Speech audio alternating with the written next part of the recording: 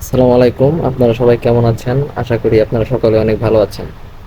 আজকের ভিডিওটি হচ্ছে আমার এক ভাই কমেন্টে জানতে চেয়েছেন যে আহ, কোয়েল পাখি কতদিন রাখবো আর কি, কোয়েল পাখিকে কতদিন পালন করবে সে। আপনার কোয়েল পাখি বিভিন্ন জন বিভিন্ন ভাবে বিভিন্ন দিন পালন করে থাকে। এর মধ্যে যারা বাণিজ্যিক আকারে পালন করে ওনারা তাদের খামারে কোয়েল পাখিটি সর্বোচ্চ 8 মাস রাখে। 8 মাস এই জন্যই রাখে, তো আপনার 8 মাস পাখিটা খুব আর কি ভালো পরিমাণে প্রোডাকশন থাকে 8 মাস। এর জন্য 8 মাস রেখে পরে যে পাখি বিক্রি করে দিয়ে নতুন করে পাখি তুলে পরবর্তীতে আবার 8 মাস পালন করে 8 মাস, এটা হচ্ছে ডিমের জন্য 8 মাস পালন করে আবার আপনার হচ্ছে গিয়ে 8 মাস পর আবার বিক্রি করে দিয়ে নতুন পাখি তুলে। সেই ক্ষেত্রে আমি আমার যে ভাই কমেন্ট করে জানতে চেয়েছেন তাকে বলবো, আপনি যদি বাণিজ্যিক আকারে করেন তাহলে অবশ্যই 8 মাস থেকে 9 মাস পাখিটা আপনার খামারে রাখবেন। আর যদি বলেন যে একটি দুটি ডিম পারবে সেটা আমি খেয়ে ফেলবো, তাহলে আপনি এই পাখিটি সর্বোচ্চ 14 মাস পর্যন্ত রাখতে পারবেন, 14 মাস থেকে 15 মাস পর্যন্ত রাখতে পারবেন। হ্যাঁ, এটা হচ্ছে আপনার ডিম পাড়ার দিন থেকে শুরু করে। আশা করি আমার কথাটা আপনি বুঝতে পেরেছেন। আর আজকে পাখির জন্য নতুন একটি খাবারের আর কি পানির খাবারের পট এনেছি। এটা হচ্ছে আমার আগের ভিডিওতে যেই পানির পট দেখেছিলেন আপনারা, সেটাতে হচ্ছে আপনার পানির ভিতরে মলত্যাগ করে দেয় আর কি।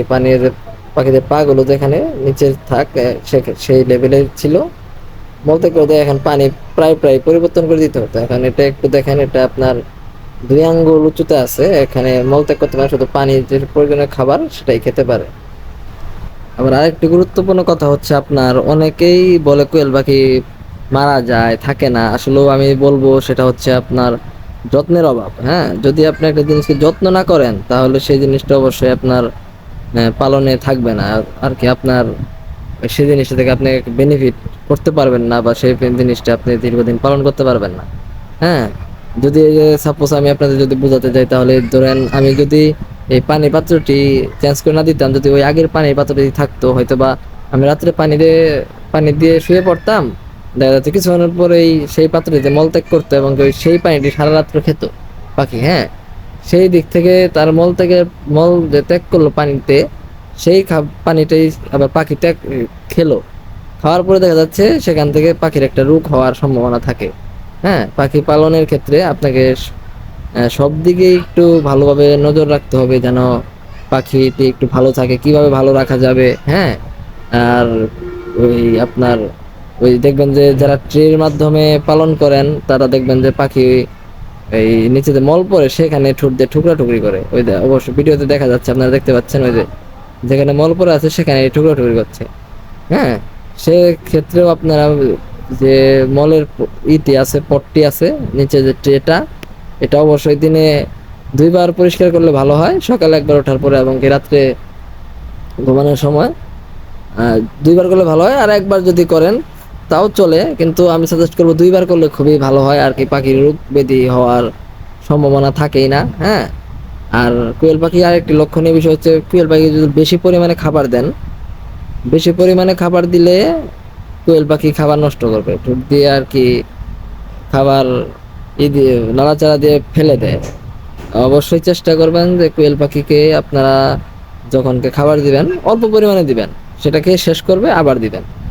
হ্যাঁ, আর যদি আপনার হাতে ওইরকম সময় না থাকে তাহলে এমন একটা পাত্রতে খাবার দিবেন যাতে সেটাতে কোয়েল পাখি চাইলেও খাবারটি ফেলে দিতে না পারে আর কি। ঠোঁট দিয়ে যেত একটু নাড়াচাড়া দিলে খাবারটি যাতে না পড়ে।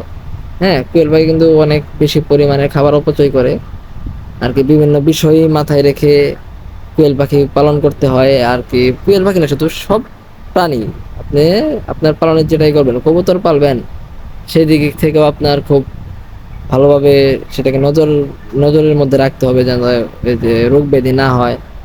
আশা করি আমার কথাগুলো আপনারা বুঝতে পেরেছেন। আর অবশ্যই আমি আশা করি যে আমাকে যে ভাই কমেন্ট করেছিলেন আপনার উত্তরটি পেয়ে গেছেন। হ্যাঁ, এরপরও যদি আপনার বুঝতে অসুবিধা হয় অবশ্যই কমেন্ট করে জানাবেন। আমি আশা করি আপনাকে ভালোভাবে বুঝিয়ে দেওয়ার জন্য আমার সর্বোচ্চ থেকে চেষ্টা করব। সবাই আমার পাশে থাকবেন। যারা নতুন আছেন অবশ্যই চ্যানেলটিকে সাবস্ক্রাইব করবেন, এবং যারা অলরেডি সাবস্ক্রাইব করেছেন তাদেরকে জানাচ্ছি অসংখ্য ধন্যবাদ। আসসালামু আলাইকুম।